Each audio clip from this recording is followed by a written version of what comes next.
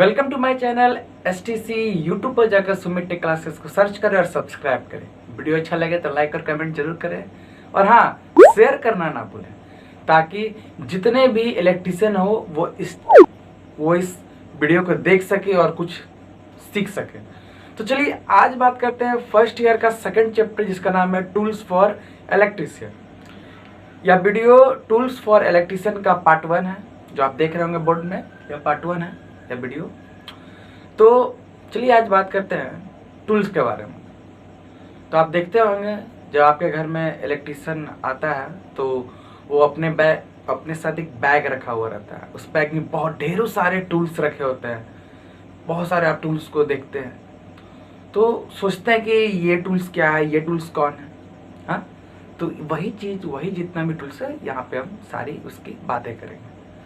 तो इंट्रो आपका टूल्स में यही देना चाहेंगे हम कि जिस तरह प्रत्येक वर्कर के उसके हाथ पांव उसके टूल्स होते हैं, उसी तरह इलेक्ट्रीशियन के भी हाथ पांव उसके टूल्स ही होते हैं। तो यह ताकि इलेक्ट्रीशियन जो है आपका अगर कोई भी काम कर रहा हो तो वहाँ पे रिपेयरिंग, प्रोडक्शन, मेंटेनेंस का काम बहुत ही अच्छे तरीके से कर सके। और जो ये टूल्स होते हैं वो आपका एक अच्छा क्वालिटी का होना चाहिए और लंबे समय तक चलने वाला होना चाहिए ताकि इलेक्ट्रीशियन इसे ले और अच्छे तरीक़ा से यूज करे और इससे कोई ख़तरा भी ना रहे। तो बात करते हैं टूल किट के बारे में। तो प्रत्येक इलेक्ट्रीशियन के पास एक छोटा सा दस्ता होता है, बैग होता है, इसमें वो बहुत ही रेयर टूल्स जो आप कह सके इम्पोर्टेंट टूल्स वो अपने साथ रखते हैं ताकि उनका काम उनको किसी भी जगह पड़ सके। तो यही टूल किट में आपका पहला टूल किट है स्क्रू ड्राइवर। स्क्रू ड्राइवर इसका हिंदी होता है पेंचकस। नाम से पता चलता होगा, पेंच मतलब स्क्रू और कस मतलब कसना या खोलना भी साथ में। तो स्क्रू जो पेंच होता है उसको खोलने और कसने में जो टूल्स प्रयोग किया जाता है उस टूल्स का नाम स्क्रू ड्राइवर होता है। यह यू टाइप, आपका cross type, flat type, ETC बहुत से टाइप में पाए जाते हैं।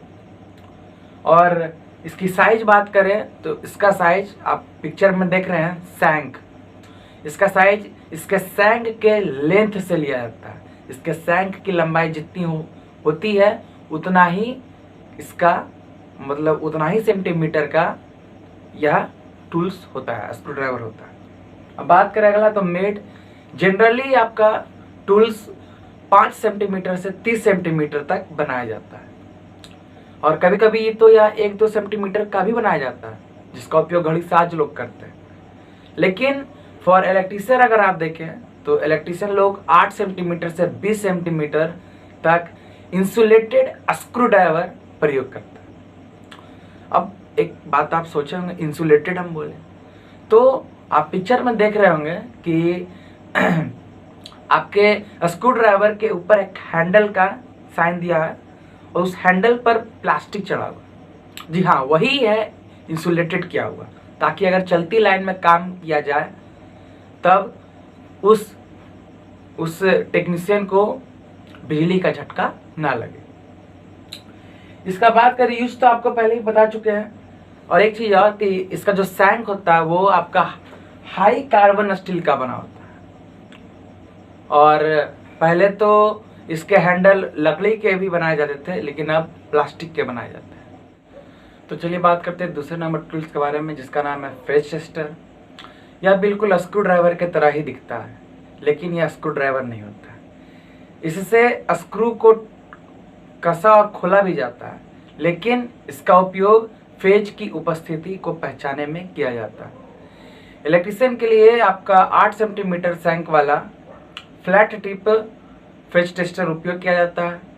इसके कुछ पार्ट्स होते हैं जिसमें कार्बन रजिस्टर, न्यून लैम्प, क्लिप है और इंसुलेटेड हैंडल होता है।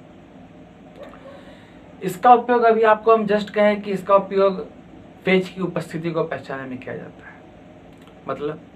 मतलब ये है कि अगर कहीं लाइन आ रहा है या नहीं आ रहा है तो उसकी जानकारी के लिए यह टूल्स का उपयोग करना पड़ता है। होता यह है कि जब आप फेज टेस्टर को वायर पर टच करते हैं तो उस वायर में अगर करंट आ रहा होगा तो वह सैंक के माध्यम से आपका रेजिस्टेंस में इंटर करता है। रेजिस्टेंस जो हाई वैल्यू का होता है उसके वोल्टेज को घटा देता है और कम और घटाए हुए वोल्टेज को नियॉन लैंप में भेजता है, जिससे नियॉन लैंप चमक उठता है और चमकने से हम लोग को पता चल जाता है कि फेज यहाँ पे आ रहा है, मतलब इस वायर में करंट बह रहा है।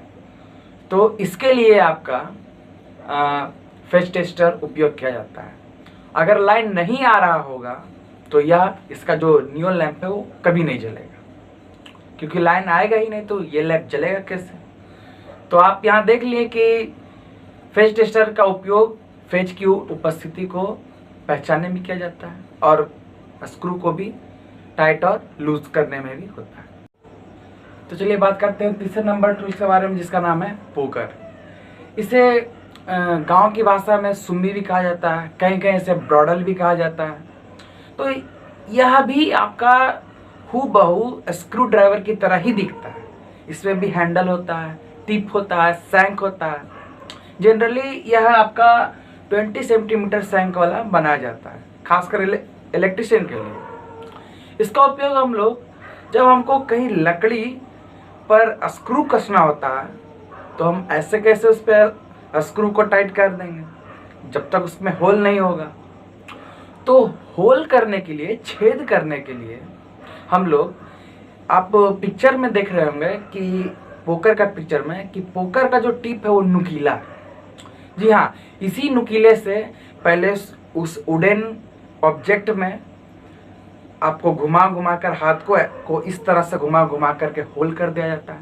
और जब होल हो जाता है तो स्क्रू को उसमें एंटर करके हम लोग स्क्रू ड्राइवर से टाइट कर देते हैं। तो आपका जितना भी वुडन ऑब्जेक्ट है, अगर उसमें होल करना हो तो आप पोकर का उपयोग कर सकते हैं। यह आपका जो पोकर होता है वो अधिकांशतः आपको इलेक्ट्रिशियन के पास मिल जाता है, क्योंकि आगे जाके हम लोग पढ़ेंगे ड्रिल मशीन कि अगर मान लीजिए आपके पास ड्रिल मशीन हो और लेकिन लाइन कटा हुआ हो तो उस स्थिति में छेद करना हो तो आपका पोकर उस समय सहायता करता है। तो चलिए बात करते हैं चौथे टूल्स के बारे में, जिसका नाम है सेंटर पंच। यह स्टील का बना होता है और इलेक्ट्रिशियन के लिए आपको 10 से 15 सेंटीमीटर लेंथ का प्रयोग किया जाता है। सेंटर पंच का उपयोग आपको किसी भी मेटालिक शीट पर अगर आपको छेद करना होता है तो आप वहाँ पे पोकर का तो उपयोग नहीं कीजिएगा, तो वहाँ पे ड्रिल मशीन का उपयोग किया जाता है। लेकिन ड्रिल मशीन का उपयोग करने से पहले जहाँ पर आपको छेद करना होता है वहाँ पर इस सेंटर पंच से हैमर की सहायता से थोड़ा सा उस पर प्रहार करके कि वहाँ पे एक चिन्ह लगा दिया जाता है, ताकि ड्रिल मशीन को वहाँ पर रख करके पूरा होल बनाया जा सके। सेंटर पंच का उपयोग आपको डॉट बनाने के लिए करते हैं। तो चलिए बात करते हैं सबसे मोस्ट इम्पोर्टेंट टूल्स, जिसका नाम है टेस्ट लैम्प। जी हाँ, टेस्ट लैम्प को यह जो टूल्स है यह इलेक्ट्रिशियन खुद बना लेता है। वो जहाँ चाहता है वो खुद बना सकता है, बस उसके लिए कुछ ज़रूरी सामान चाहिए। जैसे उसको पेंडेंट होल्डर चाहिए, आपका पीवीसी वायर चाहिए और 2 बल्ब 60 वाट का चाहिए। कहीं कहीं एक बल्ब से भी बनता है और कहीं कहीं अगर सीरीज टेस्ट लैंप बनाना हो तो 2 बल्ब का उपयोग भी किया जाता है। तो होता यह है कि आपका जब कभी इलेक्ट्रिकल फॉल्ट हो जाता है तो उस स्थिति में आपका टेस्ट लैंप वहाँ पे मदद करता है। और तो और फेज, न्यूट्रल और अर्थ वायर अगर पहचानना हो, अगर मान लीजिए उसका अगर कलर हट गया हो, अगर उसे पहचानना हो तो उस जगह पे आपको टेस्ट लैंप उपयोग में लाया जाता है, जिससे फेज, न्यूट्रल और अर्थ वायर को पहचाना जाता है। यह टूल्स आपको इलेक्ट्रिशियन के पास हमेशा मौजूद होना चाहिए ताकि वह फेज न्यूट्रल अर्थ वायर और साथ में इलेक्ट्रिकल फॉल्ट को आसानी से पहचान। चलिए बात करते हैं छठा टूल्स के बारे में, जिसका नाम है इलेक्ट्रीशियन नाइफ।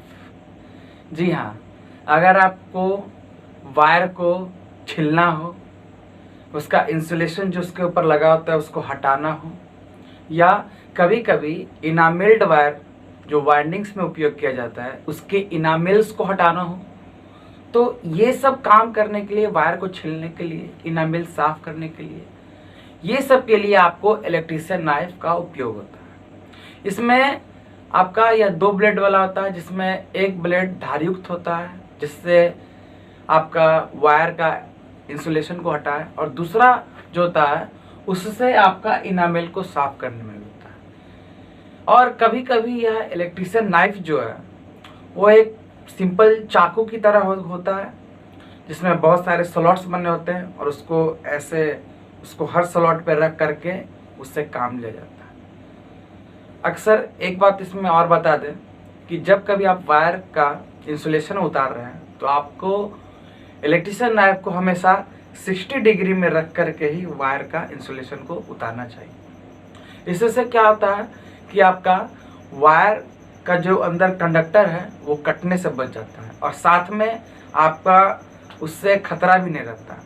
अगर आप उसको 60 डिग्री में नहीं रख करके काटिएगा तो इससे आपको खतरा भी हो सकता है, और कहीं ना कहीं आपका वायर का कंडक्टर पूरा कट भी सकता है। मतलब कहने का ये मतलब है कि वायर ठीक से छिल नहीं पाएगा, उसका इंसुलेशन उतर नहीं पाएगा।